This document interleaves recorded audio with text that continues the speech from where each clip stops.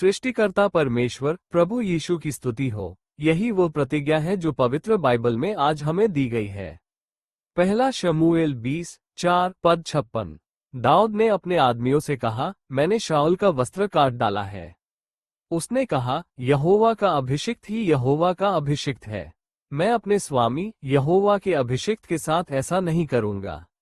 मैं उसे नहीं मारूंगा। तो अगर हम आज के वादे को देखें तो शाऊल कई दिनों से दाऊद का पीछा क्यों कर रहा है? भले ही वो उसे मारना चाहता है, दाऊद यहाँ शाऊल को क्या दिखा रहा है? शाऊल को मारने का अच्छा मौका होने के बावजूद वो केवल उसके वस्त्र का किनारा काटता है और बहुत दुखी होकर लौट आता है। यहोवा द्वारा अभिषिक्त व्यक्ति यहाँ अपने शत्रु को मेरा प्रभु कहकर क्यों संबोधित कर रहा है?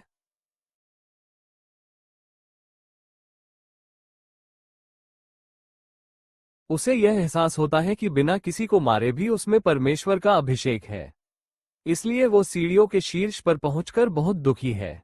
इसी प्रकार हमारे जीवन में भी हमें यही करना है कि हम परमेश्वर को परमेश्वर के रूप में प्रकट करें। अर्थात यदि हमारे शत्रुओं में भी परमेश्वर का अभिषेक है तो हमें उनका भी आदर करना चाहिए।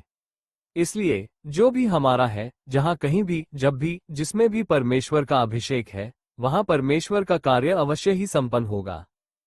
हम चाहे ईश्वर के अस्तित्व के बारे में कैसा भी महसूस करें, चाहे हमारी राय कुछ भी हो, यह मायने नहीं रखता कि मैं ईश्वर का आदर अवश्य करूंगा। आज ईश्वर निश्चित रूप से चाहता है कि हम एक ऐसा सप्ताह जिए जो उसका आदर करे। इसलिए चाहे वो दाऊद हो या उसका शत्रु शाऊल, वो उसका आदर करता है क्योंकि उसे ईश्वर का अभिषेक प्राप्त है।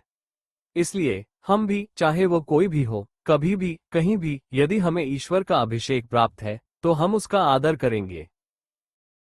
आइए हम सब उपस्थित हों ताकि यहाँ कहने का तात्पर्य ये हो कि जिस प्रकार परमेश्वर दाऊद के लिए उपस्थित हुए, उसी प्रकार हम भी उनके लिए उपस्थित हों, ताकि वे भी उसी प्रकार हमारे लिए उपस्थित हों।